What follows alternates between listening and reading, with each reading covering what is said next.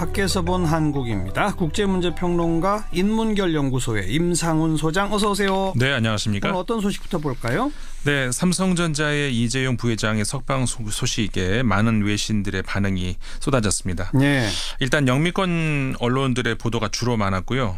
사실관계를 전하는 보도들이 일단은 줄을 이뤘습니다. 바로 어제 있었던 일이니까. 그렇죠. 예. 며칠 지나면 이제 뭐 분석 기사라든가 또 유럽의 다른 언론들도 보도가 나올 것 같은데 예. 일단 미국의 월스트리트 저널이 어제 날짜 기사에서 이번 이재용 부회장의 석방은 한국의 개혁이 난항을 겪고 있음을 보여준다. 이렇게 말하면서 겉으로는 단호한 듯한 보이다가 곧바로 봐주는 태도로 바뀌는 그런 악순환이 또 반복됐다. 이렇게 보도를 했습니다. 예.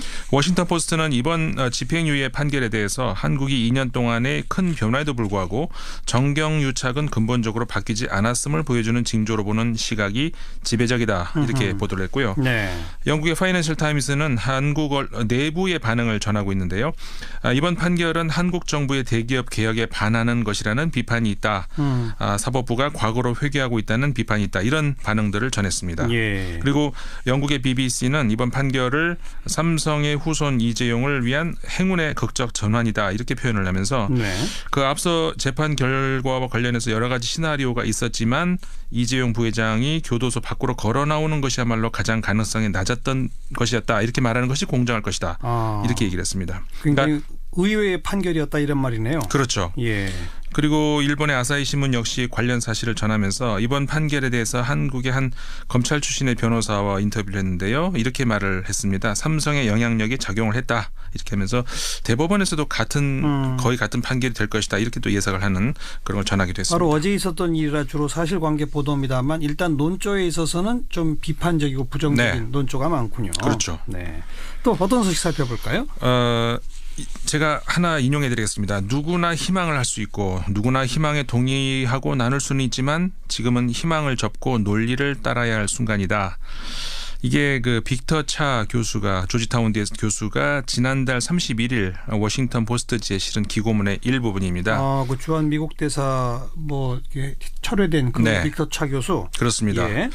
이게 무슨 의미일지 이제 이해를 조금 이따 하시게 될 텐데 지난주 큰 이슈가 됐었죠. 주한 미국 대사 지명 철회 해프닝. 이거를 어쨌든 우리에게도 이제 안보 문제에 있어서 중요한 문제와 연결이 되니까 정리를 해보면 어떨까 싶습니다. 네. 사실 전례를 찾아보기도 어려운 일이기도 하고요. 다른 나라에서도 마찬가지죠. 예. 그래서 이제 짚고 넘어갈 필요가 있는데 다만 아직 사실관계가 모두 드러나는 것은 아니기 때문에 뭐 여러 주장들이 있지 않습니까? 예. 뭐 가장 많이 회자됐던 것이 물론 이제 미국 권력 핵심부와 이견이 있었다. 이런 이견설에다가 또 뭐 일부에서는 한일 FTA 재협상을 생각하고 있는 미국 입장에서 한미 FTA. 네. 근데 이런 미국 입장에서 좀 말할 수 없는 어떤 이유가 있었다. 뭐 이런 설도 있었고요. 네. 미국에서 역시 나온 설이었는데 그리고 또 미 권력 핵심부 안에서 빅터 차 교수를 미는 쪽과 밀어내려는 쪽 사이에서의 권력 암투가 있었다. 뭐 이런 이야기도 나왔고 뭐 여러 가지 설들이 있었습니다. 근데 여기서는 그래서 미국 언론에 보도된 사실관계만 놓고 지금까지 상황을 좀 정리를 해볼까 하는데요. 그럽시다. 예. 빅터 차 조지타운대 교수이자 미국 CSIS 그러니까는 전략국제문제연구소 한국 석좌죠. 주한 미국 대사로 내장이 되면서 한국 정부의 아그레망 그러니까는 승인을 요청한 것이 지난해 12월 초였습니다. 예. 그 이후에 우리 정부는 아그레망 승인을 다시 통보를 해서 미국으로 보냈고요. 그런데 한 달이 넘게 진전 상황이 없다가 지난달 말 미국 정부가 빅터 차 교수의 지명을 철회했다는 그런 보도가 나오기 시작을 했습니다. 그래요. 워싱턴 포스트를 비롯해서 영미권의 몇 언론들이 미국 권력 핵심부와 빅터 차 교수 간의 대북 전략에서 이견을 보인 것이 낙마의 원인이다. 이런 보도가 바로 이제 나온 게 그 시점이었는데요. 이제 크게 이슈가 되니까 미국 정부 국무부가 이제 나섰습니다. 빅터 차 교수를 지명 결정한 적이 없기 때문에 철회라는 말은 맞지 않는다. 이렇게 입장을 내놨고요. 미국의 대북 전략은 달라진 것이 없다. 이렇게 공식 입장을 내놨었죠. 그런데 지명한 적도 없다면서 왜 아그레망 요청을 하느냐 말이죠. 네. 어쨌든 여기까지는 다 지금 보도가 된 거예요. 그리고요. 또 뭐가 있습니까? 그래서 이제 그 뒤로 그러면 어떻게 이제 전개가 됐는가 이거를 이제 봤는데요. 미국 언론이 그 이후에도 계속해서 빅터 차 교수의 낙마, 그다음에 미국의 대북 전략 과의 어떤 관계를 연결시키는 미국 정부는 관계가 없다고 하지만 예. 그게 관계가 있다는 그런 보도를 계속 내놓고 있는데요. 예. 일단 언론을 통해서 빅터 차 교수의 낙마 사실이 전해진 직후에 빅터 차 교수가 바로 기다렸다는 듯이 직접 그 워싱턴 포스트지의 1월 31일자 신문에 자신의 입장을 정리해서 기고문을 발표를 했는데요. 아까 인용하신 게 그 한 대목이죠. 그렇습니다. 예. 빅터 차 교수는 이 기고문에서 북한의 위협을 저지할 수 있는 방법은 트럼프 행정부의 일부 관계자가 주장하듯이 예방적 타격은 아니다 이렇게 주장을 하면서 네. 그렇게 될 경우에 한반도에 있는 미국인 23만 명, 일본에 있는 미국인 9만 명이 9만 명을 탈출시키는 것은 불가능하다. 그렇게 되면 피츠버그나 신시나티 정도의 규모의 인구에 해당하는 미국인을 위협에 빠뜨리게 될 것이다. 이렇게 기고문에서 경고를 했습니다. 그러니까 그 기고문의 내용을 근거로 미국 백악관이 원하는 코피 전략에 반대했기 때문이다. 이런 얘기들이 나온 거잖아요. 네, 그렇죠. 그러니까 빅터 차 교수의 핵심 논지를 조금 더 정리해 보시겠어요? 그러니까 흔히 그 빅터 차 교수를 일컬어서 매파적인 관여 정책론자다 이렇게 부르지 않습니까? 강경파죠. 네. 예. 그러니까는 이 관여라는 말에서 흔히 혼동이 있는데 과거 클린턴 정부 말기 시절에 그 관여 정책이 북한에 대해서 이제 대화의 가능성을 계속 타진하면서 열린 자세로 견제했던 것이었다면은 네.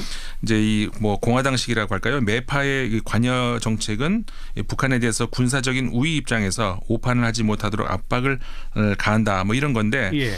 그러니까 여기서 군사적 행동과 관련해서 이제 빅터 차 교수는 무력은 북한이 선제 공격을 감행할 경우에 대응하기 위한 목적으로 해야지 미국이 먼저 선제 타격 또는 예방 타격을 할 경우에는 핵전쟁을 초래할 수 있다 이런 입장인 겁니다. 예, 예. 그래서 이제 미국은 그 빅터 차 교수의 주장입니다. 유엔 회원국들 특히 동맹국들과 연대를 강화해야 된다.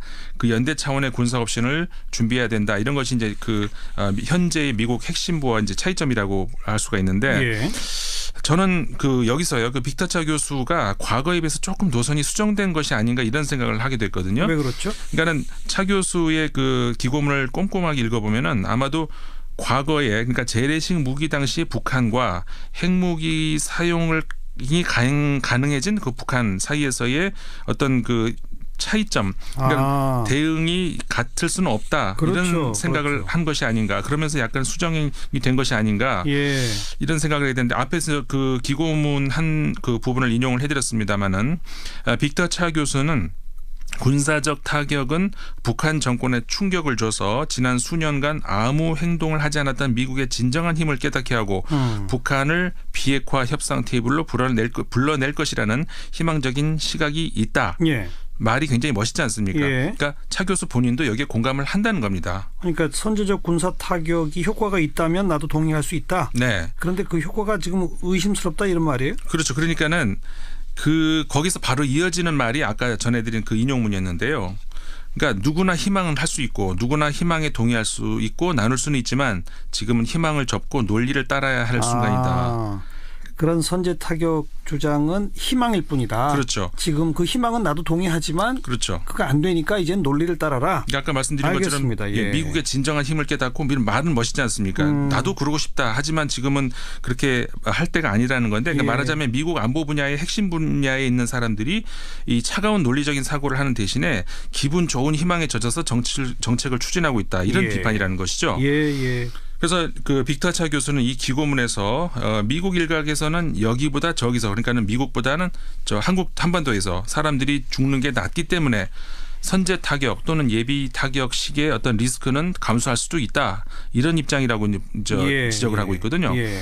뭐 이런 입장은 빅터 차 교수의 주장이 아니더라도 지난해 백악관 그다음에 공화당 일각에서 종종 주장해왔던 그렇죠. 그런 거 아니겠습니까? 예. 그러니까 그래서 우리를 분노하게 했던 거 아닙니까? 그렇습니다. 예. 그러니까는 한반도 위기 정책을 위기 대책을 무슨 컴퓨터 전략 게임 정도로 생각하는 사람들이 혹시라도 있다면 네. 그거를 과연 우리가 동맹국의 입장이라고 이해를 해줘야 될 사안이냐? 예. 컴퓨터 마우스를 뺏어야죠. 그런데 아무튼 이런 논란이 있고 나서 미국 정부는 우리는 뭐 선제 타격, 코피 전략 이런 거 없다. 네. 그냥 최대한 압박 캠페인이 우리 전략이다라고 공식 입장을 밝히고는 있죠. 그랬죠. 근데 여기서 우리가 좀 짚어봐야 될 게요. 물론 코피 전략은 없죠. 그러니까 이거는 미국 정부의 공식 전략 용어가 아니고 유럽 언론에서 이제 70년대 처음 나온 용어인데요. 예. 당연히 미국은 그러니까는 부인을 하는 것이죠. 예. 근데 문제는 이 코피 전략이라는 말 뒤에 숨어 있는 이 선제 타격과 예비 타격 사이에서의 큰 차이를 간과하게 만들어 버린다는 데 있다는 것이죠. 예. 수사학적인 어떤 함정인데 예. 이 기고문 이후에도 미국 언론은 계속해서 미국의 그 선제 타격 가능성을 이야기를 하면서 군사 행동 옵션을 경계를 하고 있다는 겁니다. 그러니까 공식적으로는 부인하면서도 검토는 하고 있다. 네, 그렇죠. 그 2월 1일자 워싱턴 포스트는요. 미국 정부가 더 큰 충돌로 격화되지 않길 기대를 하면서 제한적 타격 구상을 제시하고 있다고 말하고 있고요. 네. 역시 같은 신문 같은 날짜 다른 기사에서 백악관이 북한에 대한 타격을 진지하게 고려하고 있다는 우려를 악화시켰다. 이런 보도가 나왔었습니다. 예. 그리고 하나 더 소개해드리면 2일자입니다. 미국의 Council on Foreign Relations라고 하는 이제 그 매체 한 기고문에서 네. 외교적 관여와 최대 압박이 동시에 사용될 때 효과가 있는데 미국 정부는 최대 압박에 집착을 하고 있다면서 군사 타격만으로 핵무기를 포기시킬 수 있다는 발상은 무조건 양보하는 것만큼이나 위험하다. 이런 지적을 내놨습니다. 네. 그리고 어제죠. 5일자 워싱턴 포스트 사설에서는 북한이 참여하는 동계올림픽에서 긴장이 낮은 수준에도 불구하고 트럼프 정부가 고려 중인 군사 옵션, 코피 전략 이런 것들을 포함해서 이 옵션에 대한 논란이 다시 불거지고 있다. 이렇게 지적을 하기도 했거든요. 그러니까 이렇게 미국 언론들은 계속해서 미국 정부가 군사 옵션 카드를 버리지 않고 있다는 경고음을 계속 내주고 있는 겁니다. 그 뭐 오죽하면 미국의 그 민주당 쪽 상원 의원들이 대통령은 선제 타격 결정할 법적 권한이 없다. 네. 이런 서한을 대통령한테 보냈다면서요. 네네. 맞습니다. 그 하인리히 상원 군사위원장을 포함해서 18명의 민주당 상원 의원들이 서한을 보냈는데 그러니까 북한에 대한 선제 타격 이후의 예상 결과에 대해서 깊은 우려를 표한다. 이제 이런 내용이었습니다. 그러니까 이거는 북한의 오판 그다음에 보복을 유발한다는 그런 이제 주장인 셈인데 그러면서 미국 대통령은 국회 승인 없이 그 예방 타격 또는 선제 타격에 대한 헌법적 기반이나 법적 권한이 없다 이렇게 주장을 한 건데 그 워싱턴 포스트가 그 5일자 보도에서요. 이 서한은 트럼프 대통령이 당초에 그 주한 미국 대사 내정자를 갑자기 철회하는 등의 상황에 따른 것이다 이렇게 전했거든요. 그러면서 이들 18명의 상원 의원이 북핵 위기 상황에서 주한 미국 대사를 장기간 공석으로 두고 내정을 철회하는 것에 대해서 심각한 우려를 표명했다 이렇게 전하고 있는데 그러니까 미국 정부가 계속 부인을 하고 있지만 분명히 빅터 차 교수의 낙마가 미국의 북한에 대한 선제 타격론과 관련해서 이견이 있었고 결국 이것이 지명 철회의 중요한 변수였다는 정황이 계속 나오고 있다는 거죠. 그렇군요. 이 미국 언론은 계속 보도한다라고 쭉 소개해 주셨는데 다른 나라 유럽 언론들은 이 사건에 대해서 별로 보도하는 일이 없어요? 이 보도가 나옵니다. 그리고 이 아그레망이 철회되는 아그레망을 받은 그 대사가 철회되는 이런 일이 유럽에서도 사실 드문 일이거든요. 뭐 전 세계적으로 드문 일이겠죠. 그래서 르몽드 신문은 이거를 두고 이제 워싱턴의 오만함이다 이런 지적을 내놨는데요. 그럴만하죠. 이 3일자 르몽드 신문이 처음 빅터 차 교수가 한국 주재 대사로 지명됐을 때 한국 정부가 별로 달가워하지 않았다. 그런데도 한국 정부가 아그레망 그러니까 동의를 해줬다 이렇게 전하면서 한 국가가 이미 주재국 정부의 동의를 받은 그 대사 내정자 지명을 철회하는 일은 매우 드문 일이다 이렇게 얘기를 하면서 일부 전문가들은 이 사건을 두고 워싱턴이 서울에 대해서 오만하게 행동하고 있다고 본다 이렇게 전하고 있습니다.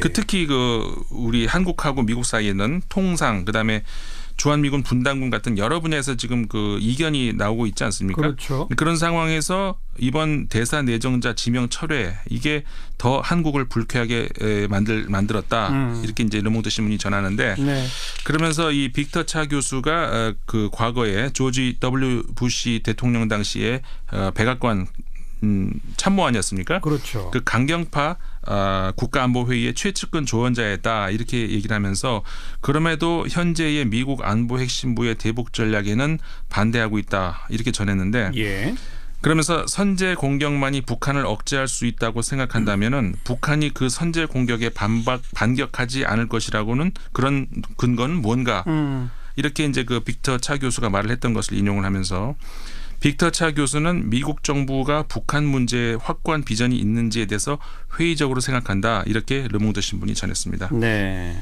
그러니까 결국 빅터 차 교수의 낙마 이유가 설사 다른 곳에 있다 하더라도 만약 그렇다면 그건 뭐 사실상 우리하고는 별 중요한 문제가 아닌데 미국 정부 내에서는 그 빅터 차 교수의 개인 문제다라는 얘기도 슬슬 나오긴 하는데 그렇죠. 그건 사실 우리로서 중요한 문제가 아닐 그렇죠. 수 있어요. 만약 그렇다면 우리하고는 그건 관계가 없는 문제, 예. 중요한 문제가 아닌데 우리한테 중요한 문제는 미국의 대북 정책에 대해서 미국 정부와 빅터 차 교수 사이는 큰 이견이 있었다. 이거는 사실관계 아니겠습니까? 예. 그 차이는 미국 정부의 선제 타격론에 대한 빅터 차 교수의 반대 입장이었다는 것. 이게 이제 사실 팩트인 것이고 예. 이거를 르몽드 신문이 다시 지적을 해줬다는 것이죠. 예. 그리고 르몽드 신문이 그 재밌는 그 아주 전곡을 찌르는 말로 이제 맺고 있는데 존 델러리 연세대학교 교수의 트위터 글을 인용을 하고 있습니다. 뭐라고 썼어요? 이렇게 썼네요. 그 트럼프 행정부가 북한과의 전쟁이 멍청한 짓이라고 생각하지 않는 주한 미국 대사를 찾을 수 결국 없었다는 말이다. 하하. 근데 그걸 이해하는데 1년이나 걸렸나. 예. 이렇게 적고 있거든요. 예. 알겠습니다. 국제문제평론가 인문결연구소 임상훈 소장과